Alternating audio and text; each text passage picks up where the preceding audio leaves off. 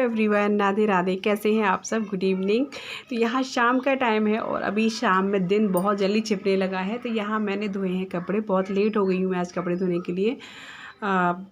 एक तो मेरी तबीयत भी कुछ ठीक नहीं है, कुछ क्या था कि आज कपड़े बहुत ज़्यादा थे और लाइट का ये रहता है कभी है कभी नहीं है। तो उस चक्कर में मुझे ड्रायर करने रह गए थे।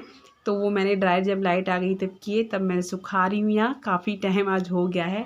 तो ये टाइम वैसे नहीं है कपड़ों का, पर क्या करूँ, मजबूरी है। तो मैंने कहा चलो कोई नहीं, जाए जब भी टाइम मिले तभी काम अपने घर का कभी भी करो, अपने ही घर का है। बट हाँ, ये रहता है कि रात के टाइम ठीक नहीं रहता है। तो वैसे ही मुझे सर्दी का मतलब थोड़ा सा कोल्ड वगैरह भी है, तो ये कुछ इस वजह से भी थोड़ा सा ये हो जाती है प्रॉब्लम कि टाइम बे टाइम अगर हम काम करते हैं ना, ये ठंडा वाला, तो उससे कुछ प्रॉब्लम हो जाती है। थोड़ा सा बारिश का भी थोड़ा मौसम था, बूंदाबांदी हो रही थी, तो इस चक्कर में भी लेट हो गई थी आज मैं। मतलब बहुत सारी रीज़न मिल गए थे लेट होने के लिए। तो अभी एक बार के मैंने कपड़े सुखाए, बाकी अभी 2 बार के और है ड्रायर करने के लिए। बहुत ज़्यादा कपड़े हो गए थे और मेरे घर में कपड़े सच में बहुत ज़्यादा होते हैं धुलने के लिए, पता नहीं क्यों बहुत ही ज़्यादा हो जाते हैं।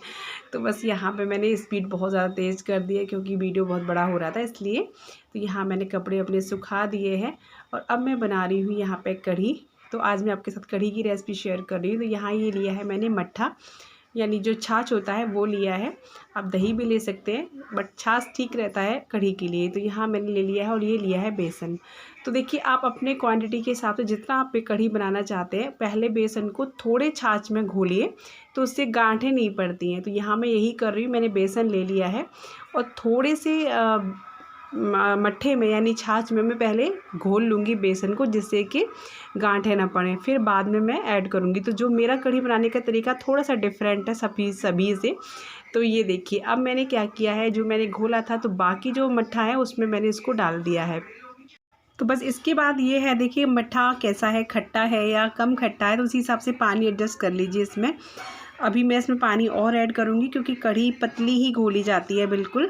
और बेसन का इसमें मैं कोई आइडिया नहीं दे सकती, मैं अंदाजे से ही बेसन लेती हूँ। और जैसे आपको लगता है बनाते टाइम कि कढ़ी गाढ़ी हो रखी है तो आप और पानी ऐड कर सकते हैं। बस यहाँ पे मैंने इसको रख दिया है गैस पर। तो मैं, आप सोच रहे होंगे ऐसे आपने छौंका नहीं, कढ़ी को ऐसे ही बना दिया, तो मैं ऐसे ही बनाती हूँ। अब मैंने डाल दिया इसमें हल्दी का पाउडर। तो हल्दी का पाउडर डालने के बाद अभी नमक नहीं ऐड किया है मैंने, बट आप नमक ऐड कर भी सकते हो, कोई डर नहीं रहता। पर फिर भी मैं आपको अलग तरीके से बता रही हूँ। तो आप लगातार इसको चलाते रहिए जब तक एक उबाल नहीं आ जाता।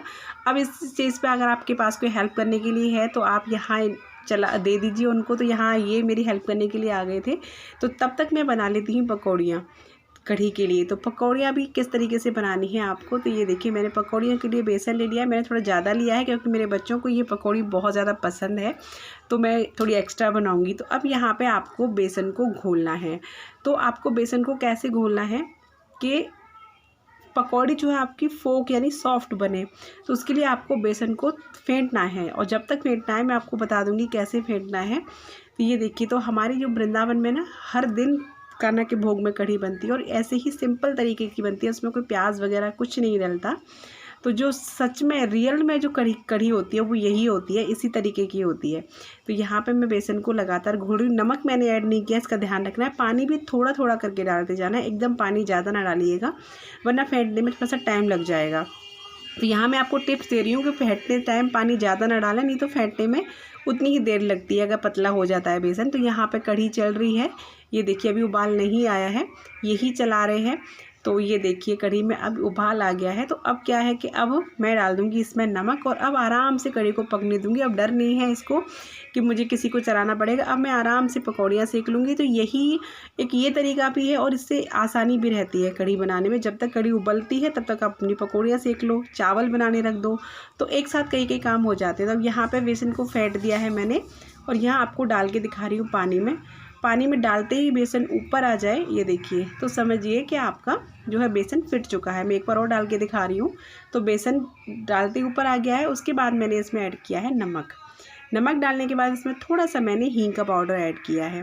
तो हींग ऐड करने के बाद इसमें बहुत ज़्यादा टेस्ट आ जाता है इसकी पकौड़ियों में। अगर आप चाहें तो थोड़ा सा इसमें मिर्ची भी डाल सकते हैं, लेकिन मैं बिल्कुल आपके ब्रश के देसी तरीके से कढ़ी बनाना बता रही हूँ। तो मैंने इसमें कुछ भी नहीं डाला, आप हल्दी पाउडर भी डाल सकते हैं। और बेसन की जो वो है ना कंसिस्टेंसी, वो इस तरीके की है। ये देखिए आराम से बेसन पकौड़ी छूट जाए, एकदम टाइट भी नहीं रखना है। तो मैंने गैस को यहाँ थोड़ा बंद कर दिया था, ऑयल गर्म हो गया था ज़्यादा इसलिए। तो ये देखिए अब मैं यहाँ पकौड़ियाँ छोटी छोटी छोड़ूंगी, बहुत ज़्यादा मोटी मोटी नहीं छोड़ती हूँ, छोटी छोटी पकौड़ियाँ हाथ से छोड़ूंगी। और ये पकौड़ी इतनी सॉफ्ट बनेगी कि बेसन में डालते ही ना, इन्हें कढ़ी में डालते ही ये एकदम से फूल जाएंगी, सॉफ्ट बनेंगी। वरना आप बिना फेंटे बनाते हैं तो पकौड़ी जो है ठोस हो जाती है, तो जो कढ़ी होती है वो भर नहीं पाती उसमें, तो वो फिर अच्छी नहीं लगती है। आप देखिए खाने में टेस्टी नहीं देती है वो कढ़ी में। तो इधर मेरी कढ़ी भी साइड के साथ पकती जा रही है। और कढ़ी का ये रहता है, जितना कढ़ी खोलती है, जितना कढ़ी पकती है, उतना ही कढ़ी में स्वाद आता है। तो कढ़ी को आप जितना पकाइएगा, तो मैंने देखिए आप कब से कढ़ी मेरी बन रही है। और उसके बाद मैं यहाँ पे अच्छे से सेक लूँगी पकौड़ियों को, जब तक कि एकदम अच्छा सा कलर नहीं आ जाता तब तक यहाँ पकौड़ियों को सेकना है।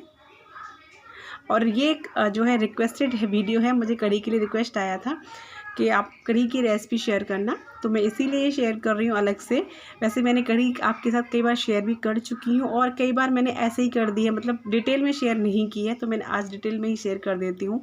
तो यहाँ देखिए पकौड़ियाँ सिक चुकी हैं, बस ये देखिए छोटी छोटी पकौड़ियाँ, ज़्यादा बड़ी नहीं है।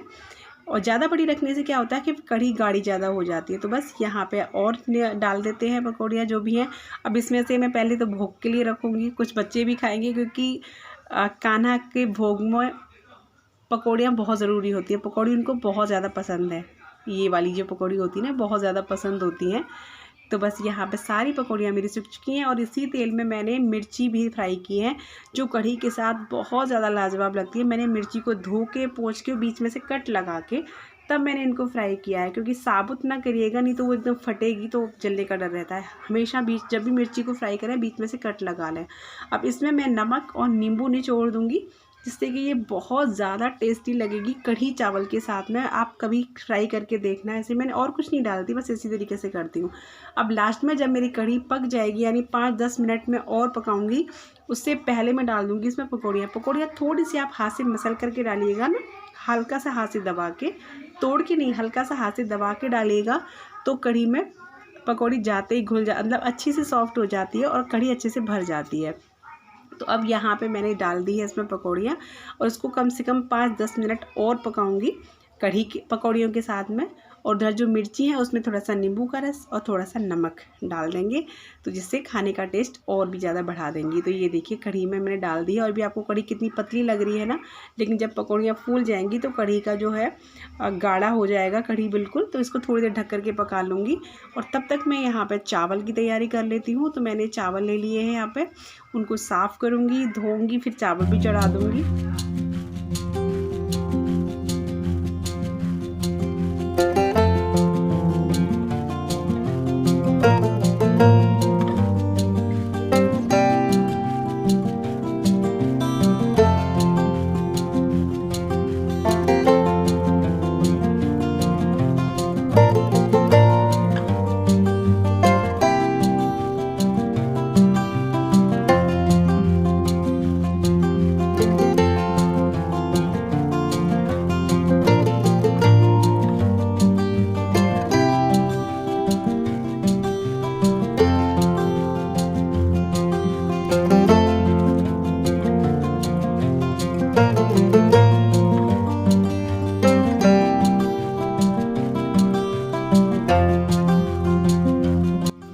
तो चावलों को मैंने थोड़ी देर गलने के लिए छोड़ दिया है। इधर हरा धनिया भी कट हो गया है, और यहाँ पे लगा के रख देती हूँ आटा। तो ये सारी तैयारियाँ मैं करके रख दूँगी, और जब खाना सेकना होगा, यानी जब रोटियाँ खाएंगे तब सब लोग, तभी सेक दूँगी। तो ये शाम के टाइम में फटाफट से चाय बनाने के बाद, थोड़ी देर बाद, यानी आरती होने के बाद तैयारी शुरू कर देती हूँ खाने की, क्योंकि वही बनते बनते 9-10 हो जाते हैं। तो यहाँ देखिए कढ़ी में जो आपको मैं पकौड़ी दिखा रही हूँ कितनी अच्छे से फूल गई हैं। और अब मैं यहाँ पे गैस को बिल्कुल बंद कर दूँगी। तो देखिए इसको मैंने ढक के रख दिया है। अब इसके बाद मैं यहाँ पे करूँगी इसके छोंक की तैयारी। तो छोंक के लिए मैंने फ्राई पैन में थोड़ा सा ऑयल ले लिया है सरसों का, और यहाँ पे जो मैं मसाला लेती हूँ वो इसमें है मेथी दाना और राई और जीरा। तो जीरा मैं आपको दिखाना भूल गई, जीरा मैं ज़रूर लेती हूँ। और ये करी पत्ता और सूखी लाल मिर्ची। करी पत्ता मेरे पास सूखा हुआ है, वैसे हरा हो तो हरा ज़्यादा बढ़िया रहता है, लेकिन मैं फिर भी हरा होता है तो ले लेती हूँ, सुखा देती हूँ मैं। उसके बाद हींग डाल दी है, और ऑयल गर्म होने के बाद यहाँ पे मैंने ये सारी जो है मसालों को डाल दिया है। और बस उसके बाद जब मसाले अच्छे से हो जाएंगे तब इसमें लाल मिर्ची डाल करके और लगा देंगे छौंक। बस यहाँ पे हमारी कढ़ी बहुत इजी तरीके से और बहुत जल्दी बन जाती है, मतलब ये नहीं रहता, आप इसके साथ और भी काम कर सकते हैं। तो यहाँ पे देखिए कढ़ी का जो कलर है वो कितना अच्छा है, और जब मैं छौंक लगाती हूँ ऊपर से मतलब सारे मोहल्ले को पता चल जाती है कि हाँ आज दीपिका के घर में कढ़ी बन रही है, इतना अच्छी खुशबू आती है। तो यहाँ पे देखिए अब डाल देते हैं ऊपर से इसके हरा धनिया कटा हुआ, जो कि कढ़ी का स्वाद और ज़्यादा बढ़ा देता है। हरी मिर्ची आप कटी हुई डाल दीजिए। तो यहाँ पे लीजिए कढ़ी हो गई है तैयार। हरी मिर्ची भी मैंने डाल दी है। हरी मिर्ची तीखी नहीं है इसलिए मैंने डाल दिया है, वरना बच्चों के लिए निकाल के ही डालती हूँ मैं। तो चलिए कढ़ी की रेसिपी कैसी लगी है वीडियो का यहीं पे एंड कर रही हूँ। मिलती हूँ आपसे कल नए से ब्लॉग के साथ, नई सी वीडियो के साथ। रेसिपी अच्छी लगी हो तो प्लीज़ लाइक करिएगा, वीडियो को शेयर करिए, कमेंट करके ज़रूर बताइएगा। Thanks for watching me. Radhe Radhe.